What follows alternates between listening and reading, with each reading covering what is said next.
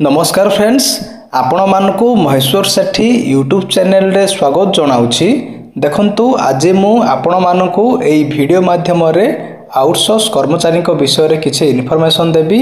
आपण को पाखरे मोर गोटे रिक्वेस्ट कि आपण माने वीडियो टिकु लास्ट पर्यंत देखंतु, कारण वीडियो टिकु लास्ट पर्यंत देखिबा द्वारा आपण माने संपूर्ण रूपे बुझी पारिबे। जदि आपण आम चैनल को फर्स्ट टाइम पय देखुछंती ताहले वीडियो को गोटे लाइक करंतु, चैनल को सब्सक्राइब करी पाखरे थिबा बेल आइकन को प्रेस करी ऑल नोटिफिकेशन बटन को ऑन करंतु। सब्सक्राइब करिबा द्वारा आपण माने सब दिन नोटिफिकेशन पाई परिबे। आसंतु वर्तमान वीडियोटी को स्टार्ट करिबा। सोनपुर जिला ओडिशा सरकारी आउटसोर्सिंग कर्मचारी महासंघ जिला सभापति प्रेमानंद रेड्डी। आमे जो आई सांबादिक परिवार मुख्य उद्देश्य यह जे आमर बहुत गुड़े समस्या रही जहाँ विगत सरकार समय आंदोलन करूँ। सरकार जहाँ 25% आमको ये करते से भी किछिटा गुड़ाए विभाग रे पर्यंत आमर कर्मचारी मानक मिली नहीं। जहाँ भी मातृकालीन छुट्टी है जेकोसी बाबद रे जो छोटे प्रक्रिया आमर करा जाउची बिना कारण रे से छोटे प्रक्रिया के बंद करा जाऊ एवं से पुनः नियुक्ति देवा सह डेली वाइजेस प्रक्रिया रे जो माने अछंती से समान स्तर रे आउटसोर्सिंग कैटेगरी रे एक प्रक्रिया करा जाऊ एवं समस्त आउटसोर्सिंग कर्मचारी को विभिन्न विभाग रे जो वर्ष वर्ष धरी कार्य करूजंती तांको स्थायी नियुक्ति करबा आमर दाबी।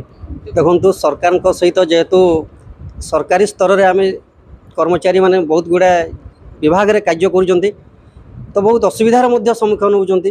जहाँकि 8 घंटा करने सत्वे से 10 रु 12 घंटा 14 घंटा ब्लॉक स्तर धरिकी ममता योजना धरिकी सचिवालय पर्यंत आम आउटसोर्सिंग कर्मचारी माने सहयोग कर समय स्थायी कर्मचारी आपण मैंने समस्ते जानिथिबे जे स्थायी समस्त विभाग बहुत कम परिमाण रे आउटसोर्सिंग कर्मचारी मानकर जो प्रकार रहा कथा आज डेट बजार दर रे समानक टमाटर किलो जदि 50 टଙ୍କା रहा आम पिला जदि 10 टଙ୍କା जदि रोचे कि सही समान स्तर रोचे आलू किलो है कि प्याज किलो से बजार स्तर में आम जेहेतु जाऊे रोगिणा बापा माँ आम औषध खंडे किणी पारुने कि छुआ पिला बहीपत्र किणी पारुने यही प्रकार बहुत गुड़िया समस्या अच्छी से आम महासंघ तरफ 30टा जिला तरफ आम सामाजिक सम्मेलन एवं सामाजिक बैठक करने जाऊँ।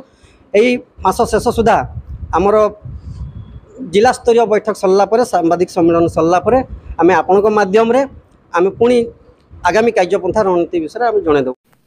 जदि आपण मानकु एई भिडियोटी भलो लागिछि ताहाले भिडियोटी को निज सांग मानकु शेयर करंतु, कारण भिडियोटी को शेयर करिबा द्वारा सेमाने मध्य जानि पारिबे, सेमानकर मध्य हेल्प हबो। भिडियोटी को देखिथिबारु आपण मानकु बहुत बहुत धन्यवाद। Thank you.